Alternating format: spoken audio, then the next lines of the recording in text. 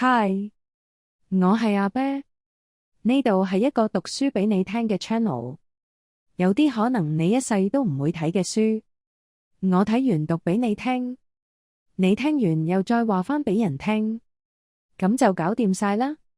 除咗要俾個 like 同 subscribe， 仲要 share 埋俾朋友仔喎，仲要記得留 comment 啊，唔該晒你啊。黃帝內經素問第36，刺藥。瘧疾其實唔只係寒熱交錯咁簡單，古時候嘅中醫已經睇得好詳細，邊條經脈受邪，發作就有唔同表現。所以治療唔係亂施針，而係睇症入脈，施針都要對路。最關鍵嘅就係時機，唔係等佢發作先醫，而係未發作之前，大概一餐飯左右嘅時間施針。時機掌握得好，3次左右嘅治療通常就好得七七八八。如果時間遲咗，效果就差好多。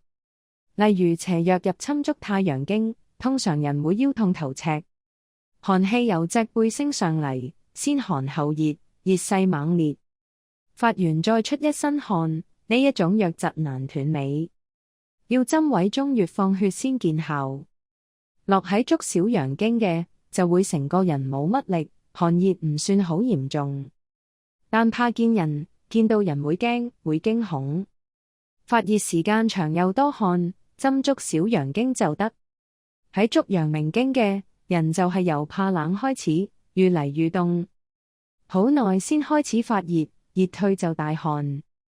呢一種病人最明顯嘅係鍾意光，鍾意坐近火，見到暖就覺得舒服，要針足陽明經腳背上面嘅衝陽穴。邪瘧入侵足太陰嘅病人，心情就有啲鬱悶，悶悶不樂，成日嘆氣，食慾差，寒熱交替頻密又多汗，發作時仲會嘔，嘔咗反而舒服啲。要針足太陰經嘅公孫穴。足少陰嘅瘧疾病人就會瘋狂嘔，寒熱交替頻密但熱多寒少，成日鍾意閂晒門窗焗住，病情好長唔容易斷尾。足厥陰嘅瘧疾病人就會腰痛，小腹脹滿，小便頻密得嚟唔通順，但又唔係膿病，只係屙得唔乾淨，成個人覺得心驚驚，氣唔夠，腹脹鬱滯。要針足厥陰經放血。除咗6條足經之外，肺、心、肝、脾、腎、胃都會有相應嘅瘧疾。好似肺瘧，病人心口先發冷，凍到盡頭突然發熱，熱嘅時候容易受驚，好似見到恐怖嘢咁。要針手太陰同手陽明2條經脈。心瘧就係令人心煩到不得了，明明想飲凍水，但身體覺得寒而又唔係太熱。要針手少陰經。肝瘧就會面青青，成日嘆氣，嚴重嘅時候狀態就好似死人咁。要針足厥陰經放血。脾瘧就會發冷肚痛，發熱嗰陣肚中腸臟鳴響，然後會出大汗，之後人就會舒服返啲。要針足太陰經。腎瘧就會打冷震，怕寒怕冷，腰脊痛到轉身都難，大便困難，眼花手腳冰凍。要針足太陽同足少陰2條經脈。胃瘧嘅就最易認，病人會好肚餓，但係食唔到嘢，一食就會覺得肚脹。要針陽明太陰2條經脈之間嘅橫行脈絡放血。另外，治療瘧疾，喺啱啱發熱嘅時候，喺腳背上嘅動脈施針，打開孔穴放血，可以立即減輕發熱，令到身體涼快。喺啱啱發冷嘅時候，可以針手陽明、手太陰同埋足陽明、足太陰嘅俞穴。治療嗰陣，除咗睇症狀，仲要靠脈象。脈象滿大而急，就要針背後俞穴2旁外嘅5個穴道：柏戶、神堂、雲門、意舍、自室。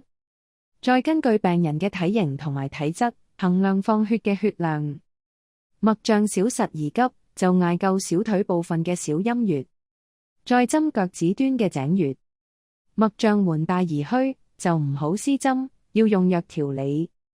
如果脈象沉浮摸唔到，就要喺十指間放血，一般即刻見效。如果皮膚發出紅豆一樣嘅紅點，都應該要施針。之前有提過，瘧疾未發作之前，大概一餐飯左右嘅時間施針係最好嘅。但係如果治療無效，可以針頸部嘅廉泉穴同埋小腿後面嘅委中穴放血。仲有一樣好重要，瘧疾發作第一下係邊個部位唔舒服，就先針嗰度最準確。例如頭痛先發，就針頭頂、額頭、眉間放血；頸背痛先發，就針頸同背；腰脊痛先發，就針委中穴放血；手臂痛就先針手小陰、手陽明嘅十指間穴道；小腿痛就先針足陽明十隻腳趾間放血。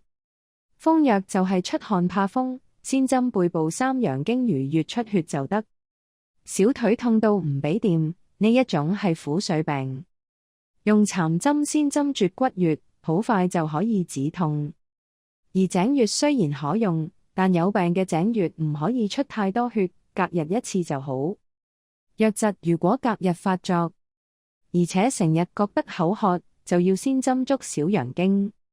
同樣隔日發作，但係唔覺得口渴，就要先針足太陽經。最後係溫瘧，如果出唔到汗嘅，就要用59次嘅方法。次藥完。多謝你聽到最後喎。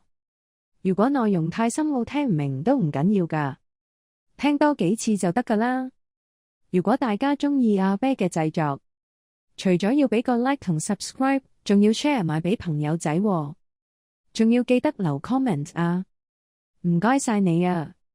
我哋每逢星期三、星期六有新片，我哋下次見。